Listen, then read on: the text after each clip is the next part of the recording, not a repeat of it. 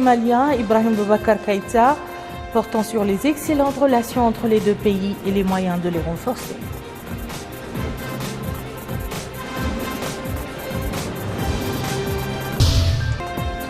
Le Conseil des ministres approuve un projet de décret portant sur le statut des enseignants-chercheurs universitaires et hospitalo-universitaires.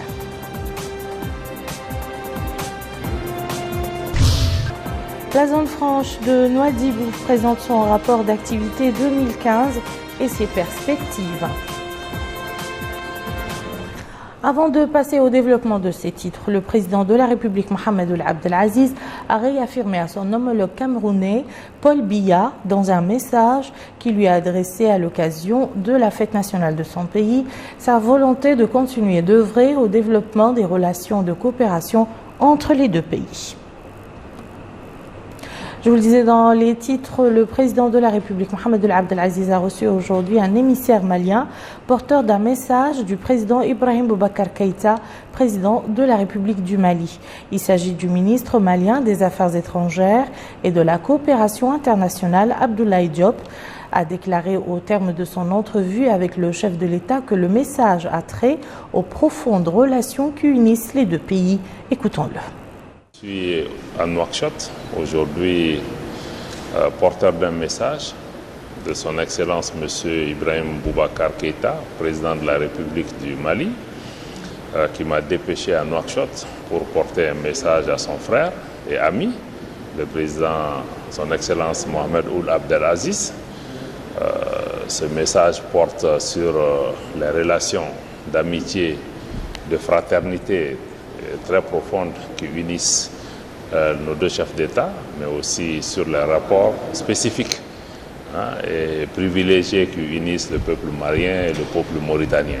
Donc le président m'a chargé de convier ce message et traduire aussi sa volonté de travailler et continuer à travailler avec son frère le président Ould Abdel Aziz pour renforcer la coopération entre les deux pays qui aujourd'hui, notamment dans le cadre du G5, touche à beaucoup de questions.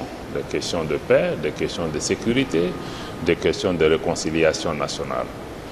Vous savez, le président Ould Abdel Aziz a été un acteur clé de la crise qui s'est déroulée dans notre pays. Il a joué un rôle important pour l'avènement d'un accord pour la paix et la réconciliation. Nous nous souvenons de la visite mémorable que le président Aziz a effectuée à Kidal, qui a permis d'obtenir un cessez-le-feu et d'enclencher le processus de dialogue entre les deux pays. Et donc le chef de l'État m'a demandé donc de venir porter ce message à son frère et ami, vraiment pour que nous continuions à travailler ensemble pour la stabilisation de nos régions, pour pouvoir continuer à lutter ensemble contre les fléaux qui minent notre région, l'insécurité, le terrorisme et beaucoup de fléaux qui aujourd'hui, si nous arrivons à relever, créeront les conditions pour une prospérité partagée pour nos pays, pour que nous continuions aussi à nous occuper des questions de jeunesse et d'autres qui occupent notre nation. Venons-en maintenant au Conseil des ministres qui s'était réuni ce matin sous la présidence du président de la République, Mohamed Ould Abdel Aziz. La réunion a été sanctionnée par l'adoption d'une série de projets de décrets portant entre autres sur le statut des enseignants-chercheurs universitaires et hospitalo-universitaires.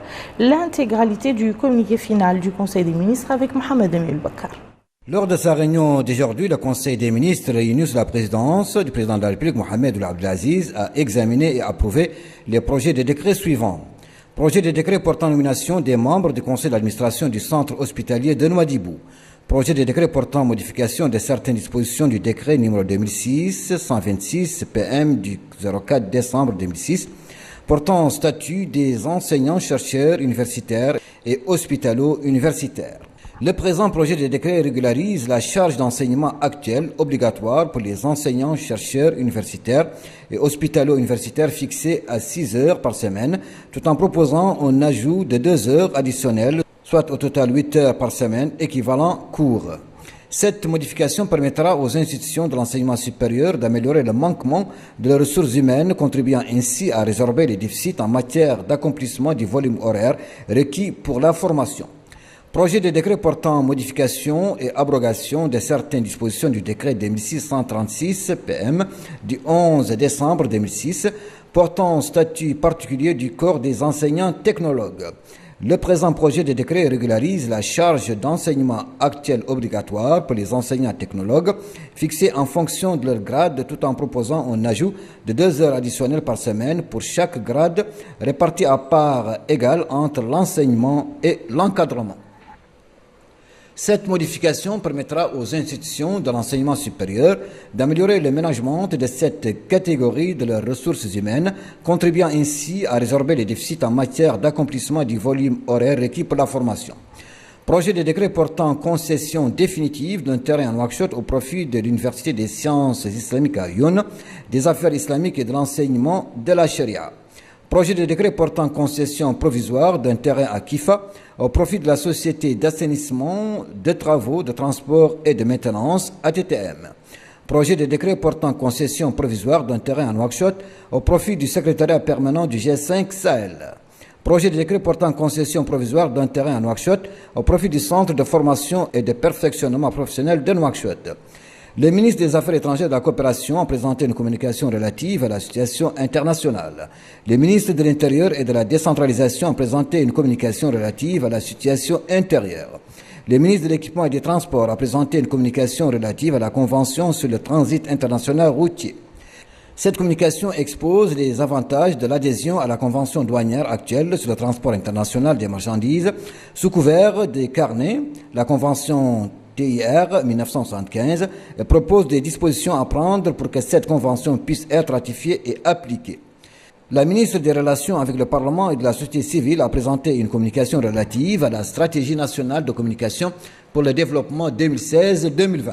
Cette communication présente les grandes lignes de la stratégie nationale de communication pour le développement 2016-2020, dont les principaux objectifs portent notamment sur la consolidation des programmes de lutte contre la pauvreté, la promotion du développement durable et la contribution à l'élimination des obstacles qui entravent le développement global du pays.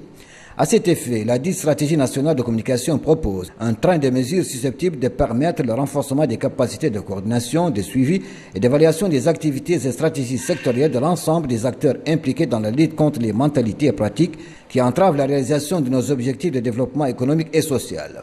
Enfin, le Conseil a pris les 2 mesures individuelles suivantes. Ministère des Affaires étrangères et de la Coopération, cabinet du ministre, conseiller juridique, Dr El Arbi Oul Khtour. Administration centrale, direction du protocole, directeur adjoint Ali Oul Mohamed. 2 ministres ont commenté les résultats du Conseil des ministres. Il s'agit d'abord du ministre de la Culture, de l'Artisanat, porte-parole du gouvernement, Dr Mohamed Lemine Lischer, qui a précisé que le Conseil des ministres a examiné et adopté un certain nombre de projets, de décrets et entendu des communications dont l'une porte sur la convention douanière actuelle sur le transport international des marchandises. Il a ensuite répondu à une question relative à la date du démarrage du dialogue national, précisant qu'il aura lieu à la date fixée par le président de la République. En réponse à une question au sujet de l'existence d'une crise entre le Sénat et le gouvernement d'une part et le parti au pouvoir et le Sénat d'autre part, le ministre a précisé que le Sénat est la première chambre parlementaire et que ses membres sont élus et représentent l'élite de la classe politique, des notables et des cadres mauritaniens. Il a ajouté que le chef de l'État avait parlé d'une demande au peuple mauritanien de réviser la Constitution en vue de la suppression de la Chambre du Sénat et son remplacement par des conseils régionaux pour 2 raisons. La première résulte dans le fait que l'existence du Sénat aux côtés de l'Assemblée nationale retarde les procédures législatives au moment où le pays a besoin de les accélérer, tandis que le second s'explique par la proximité des conseils régionaux des populations, ce qui leur offre l'opportunité d'être mieux édifiés sur leurs préoccupations plus que les sénateurs qui sont installés à Nouakchott. Le second ministre, celui de l'équipement et des transports, en l'occurrence Ahmed Salem Abdelraouf, a apporté des éclaircissements relatifs à l'historique et aux avantages que la convention douanière actuelle sur le transit international routier offre aux adhérents en matière de transport international des marchandises. Suite et fin de la visite du ministre de l'Intérieur et de la décentralisation dans les wilayas du Nord. Ahmed Ould Abdallah a clôturé son périple par la capitale de l'Inchiri, dans laquelle il s'est informé sur le fonctionnement de l'administration territoriale avant de se réunir avec son staff. Abdul Adamaba. Une fois sur place au niveau de la wilaya d'Agjuste, le ministre de l'Intérieur et de la décentralisation, Ahmed Ould Abdallah, a visité certains services. Dans ce cadre, il s'est rendu au centre d'enrôlement relevant de l'Agence nationale du registre de la population et des titres sécurisés. Il a reçu des explications sur le fonctionnement de ce centre et les méthodes de travail utilisées. Par la suite, il a visité le centre de la protection civile en compagnie des responsables de ce service qui lui ont fourni des explications sur leur méthode d'opération. L'édifice en cours de construction devant abriter les bureaux de la wilaya de ces régions a aussi été visité, ce qui a permis au ministre de l'Intérieur et de la décentralisation de s'informer sur le niveau d'exécution des travaux. Après, Ahmed Ould Abdallah a tenu une réunion en présence des autorités administratives, sécuritaires et élus locaux de cette wilaya. Réunion au cours de laquelle il est revenu sur le rôle des collectivités locales ainsi que la nécessité de répondre aux attentes des citoyens. Il a par ailleurs insisté sur la lutte contre le trafic de drogue et du crime organisé. Par ailleurs, il a rappelé la nécessité de respecter l'horaire de travail et d'œuvrer afin de rapprocher l'administration des administrés. Le wali de la wilaya de l'Inchiri, Diallo Amadou Samba, a effectué une présentation de cette wilaya et est revenu sur les acquis accompli sous le magistère du président de la République Mohamed Ould Abdelaziz. Les élus locaux de la wilaya de l'Inchiri, après avoir exprimé leur satisfaction pour ce déplacement, ont soulevé le problème lié à l'appui financier aux collectivités locales, afin, disent-ils, de garantir leur autonomie financière. Le ministre de l'Intérieur et de la décentralisation a enfin tenu séparément une réunion avec les autorités administratives et sécuritaires. Au cours de cette rencontre, il leur a demandé de bien représenter l'État et de répondre aux sollicitations des citoyens. Ici à Nouakchott, l'heure était aujourd'hui au bilan de la zone franche, mais aussi des perspectives. Les autorités de la zone franche ont présenté le rapport d'activité 2015 et ses perspectives à l'occasion d'une journée d'information sur la zone franche de Nouadhibou.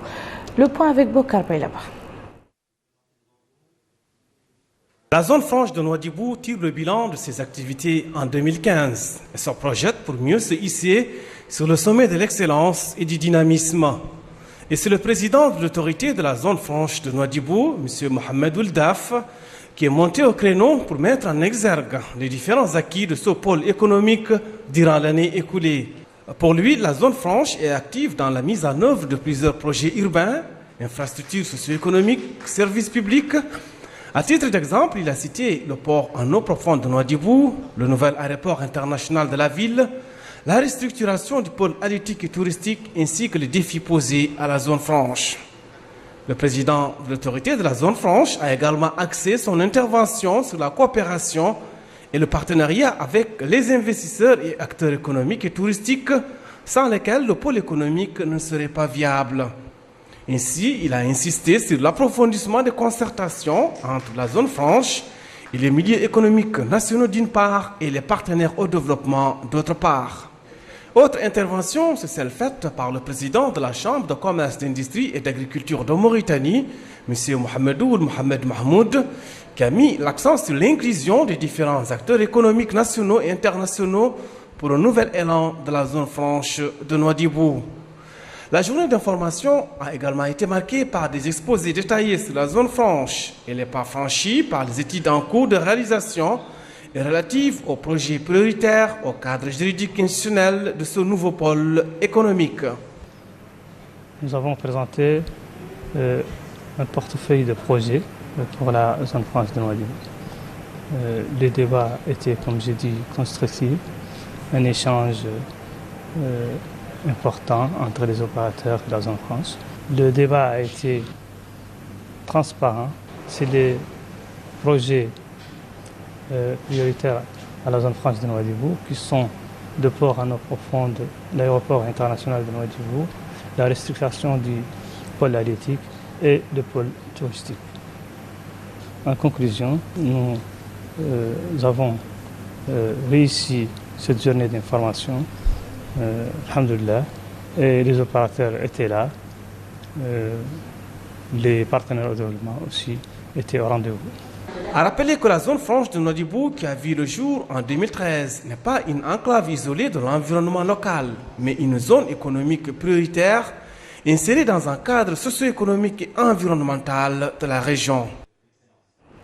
Cela fait 10 ans que notre gendarmerie nationale et la garde civile espagnole entretiennent un partenariat qui embrasse plusieurs domaines.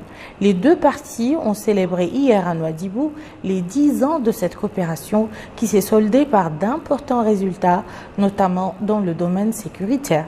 Plus de précisions avec Abdullah Damata. La ville de Nouadhibou a abrité cette cérémonie de commémoration d'une décennie de coopération entre la gendarmerie mauritanienne et la garde civile espagnole. Une célébration qui a été marquée par une simulation qui revient sur le modus operandi adopté dans le cadre de la lutte contre l'immigration clandestine, la criminalité organisée, le secours aux sinistrés et l'organisation de patrouilles communes de surveillance des côtes.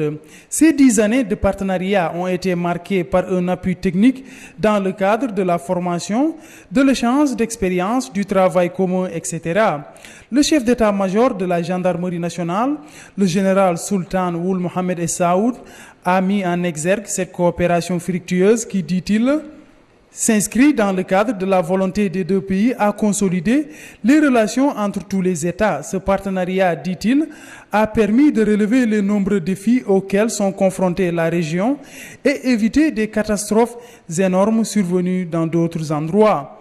À son tour, le coordinateur des opérations migratoires clandestines du Royaume d'Espagne, le général de division Juan Sánchez Marina, est revenu au cours de son allocution sur l'historique de cette coopération dans le domaine de la lutte contre l'immigration illégale et la criminalité organisée entre les deux États. Après les allocutions, place aux décorations. Dans ce cadre, le chef d'état-major de la gendarmerie nationale a été décoré par le coordinateur des opérations migratoires clandestines du Royaume d'Espagne. Cette décoration est une reconnaissance des efforts de la gendarmerie nationale dans la lutte contre l'immigration clandestine. L'attaché au niveau de l'ambassade d'Espagne, le lieutenant-colonel Carlos Zoricas Patermo, a également été décoré par l'ambassadeur du Royaume d'Espagne, accrédité en Mauritanie. Cette cérémonie a pris fin par une excursion à bord d'un navire des gardes-côtes espagnols. La représentation de la Banque mondiale dans notre pays se découvre aux étudiants de la faculté des sciences juridiques et économiques. La journée de sensibilisation organisée par leur faculté en collaboration avec la représentation de la Banque mondiale à Nouakchott leur a permis d'être édifiés sur les interventions de cette institution financière internationale et ses liens avec notre pays. Aminata Khan. Une vision en perspective d'un avenir meilleur, c'est l'intitulé choisi pour animer le colloque autour du discours prononcé à Néma par le président de la République organisé par l'Université de Nouakchott. À l'ouverture du colloque, le président de l'université, Dr Sidi Ould Mohamed Abdallah, a prononcé un discours dans lequel il a indiqué que les universités jouent un rôle central de premier plan dans les domaines de la recherche scientifique, de l'éclairage, de l'opinion publique, de la correction des fausses idées et de l'esquisse des grandes orientations des sociétés. Ajoutant que l'Université de Nouakchott a tenu à éclairer l'opinion publique nationale autour de ce discours à travers l'organisation de ce colloque scientifique pour étudier les différentes dimensions politiques, économiques et sociales que revêt ce discours. D'autres éminents chercheurs et professeurs de différentes disciplines se sont succédés à la tribune. Ils ont tous édifié sur la stratégie nationale globale dont les contours apaisent clairement dans la construction des infrastructures de base, l'ancrage des valeurs démocratiques, le renouvellement de la classe politique et la libération des initiatives et des énergies à travers le renforcement de la participation politique des femmes et des jeunes ainsi que la consolidation de l'unité nationale. Le colloque a en outre abordé plusieurs thèmes économiques, politiques, sociaux et juridiques qui ont, dans leur ensemble, examiné le contenu du discours en sa qualité de projet politique et de développement pour l'édification d'un État moderne, de droit et puissant. L'année scolaire tire à sa fin et comme chaque année, les établissements d'enseignement fondamental en profitent pour terminer l'année sur une bonne note. C'est ainsi que l'inspection départementale de l'enseignement fondamental au niveau du XAR a réuni les élèves de plusieurs écoles qui ont présenté à l'assistance une variété de programmes. Melika Nagli.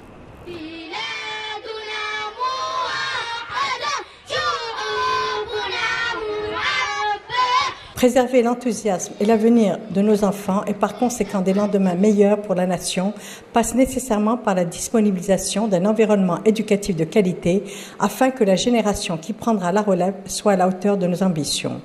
À cet effet, l'inspection de l'enseignement a organisé dans la commune du XAR cette journée pédagogique sous le thème « La préparation des générations futures relève de la responsabilité de tous ». Les capacités et le niveau des élèves ont été tout au long de l'année testés et suivis.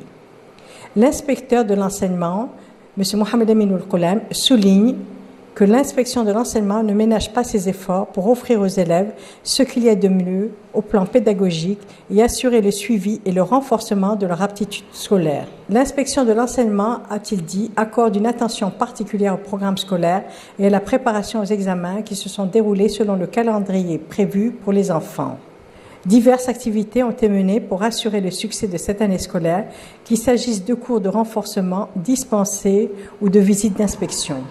De son côté, le président du bureau des parents d'élèves pour la Muqata'a du XAR, M. Ahmed Ould Douman, a souligné la priorité qu'il y a accordée à l'éducation scolaire de nos enfants sur l'ensemble du territoire national afin de rehausser le niveau de l'enseignement et améliorer l'aptitude de nos enfants.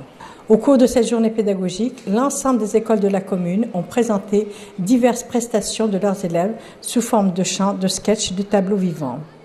Tout comme ont été également remis des attestations et hommages décernés à divers membres et parties prenantes de la famille pédagogique. Ces diverses manifestations expriment non seulement la vivacité de nos enfants, mais également la communion existant entre les familles et l'école. L'ambassade de Palestine dans notre pays a commémoré hier le 68e anniversaire de la Nakba par l'organisation d'un sit-in de solidarité. L'occasion pour le chargé d'affaires de l'ambassade Jamal Eddine Sabah de saluer l'appui et la solidarité du peuple mauritanien sous la direction du président de la République Mohamed Ould Abdel Aziz. Au peuple palestinien et à sa lutte pour la liberté et l'indépendance, ainsi que la grande considération dont bénéficie la colonie palestinienne résidente en Mauritanie. Le chargé d'affaires a réaffirmé l'attachement du peuple palestinien à la terre, au droit du retour, à l'autodétermination et à la poursuite de la lutte jusqu'au recouvrement de l'indépendance et l'installation d'un État palestinien avec pour capitale Al-Quds al-Sharif. L'actualité internationale à présent dominée principalement par le crash du A320 d'Égyptair qui s'est abîmé aujourd'hui au large d'une île grecque. L'avion qui assurait une liaison Paris-Le Caire et qui avait à son bord 66 personnes a soudainement disparu des radars. Les causes de ce crash ne sont toujours pas élucidées. Elles pourraient être d'origine technique, mais un éventuel attentat n'est pas pour autant écarté. Les Égyptiens se sont relayés toute la matinée de ce jeudi pour assurer qu'aucune piste n'était écartée à la suite du crash du vol égyptaire. En conférence de presse, le ministre égyptien de l'aviation civile a indiqué qu'aucun des passagers du vol ne suscitait d'inquiétude sécuritaire particulière a priori, mais des vérifications sont en cours, a-t-il précisé. Des débris de l'appareil auraient été localisés en Méditerranée par un avion égyptien participant aux recherches. Une information que demande le comité grec de sécurité aérienne. L'appareil a disparu des radars grecs à 0h29 GMT, alors qu'il se trouvait dans l'espace aérien égyptien. Une vingtaine de minutes plus tôt, le pilote n'avait pourtant signalé aucun problème au contrôleur aérien grec lors de sa dernière conversation. L'appareil d'Égyptair transportait 66 passagers, dont un petit garçon et 2 bébés, ainsi que 7 membres d'équipage et 3 officiers de sécurité, selon la compagnie nationale égyptienne. L'appareil avait décollé de l'aéroport français de Roissy-Charles de Gaulle pour après à 21h GMT et devait atterrir au Caire à 1h05 GMT. Les enquêteurs français du bureau d'enquête et d'analyse quitteront Paris dans la soirée et sont attendus dans la nuit au Caire. En Libye, la violence reste d'actualité. Hier, 32 membres des forces du gouvernement libyen d'Union nationale ont été tués dans un attentat à la voiture piégée et des combats avec le groupe État islamique. Un précédent bilan faisait état de 18 membres des forces du GNA tués dans l'attentat et les combats avec l'État islamique. Les combats ont eu lieu non loin d'Abu Ghraib, une ville située à 130 km à l'ouest de Sirte et reprise mardi par les forces du GNA à l'organisation djihadiste dans Sirte et le Bastion en Libye. Les forces du GNA affirment avoir réussi mercredi à prendre le contrôle de ce village après avoir forcé les combattants de l'État islamique à se retirer mardi d'Abu Ghraib. Issue heureuse pour Amina, une des 219 lycéennes de Chibok enlevée par Boko Haram, a été retrouvée. Sa mère a rendu hommage à ceux qui l'ont secourue et déclaré qu'elle n'aurait jamais pensé la revoir. Amina, découverte mardi par des soldats et des villageois, membres d'une milice d'autodéfense, a passé plus de 2 ans prisonnière de Boko Haram après avoir été enlevée avec des camarades de classe dans leur lycée de Chibok le 14 avril 2014. La jeune femme, qui avait 17 ans au moment du rapt, est la plus jeune d'une famille de 13 enfants, dont 11 sont morts avant d'avoir atteint l'âge de 4 ou 5 ans. Et voilà qui met fin à ce journal. Je vous en rappelle les principales informations. Le président de la République reçoit un message de son homologue malien, Ibrahim Boubacar Keïta, portant sur les excellentes relations entre les deux pays et les moyens de les renforcer. Le Conseil des ministres approuve un projet de décret portant sur le statut des enseignants-chercheurs universitaires et hospitalo-universitaires.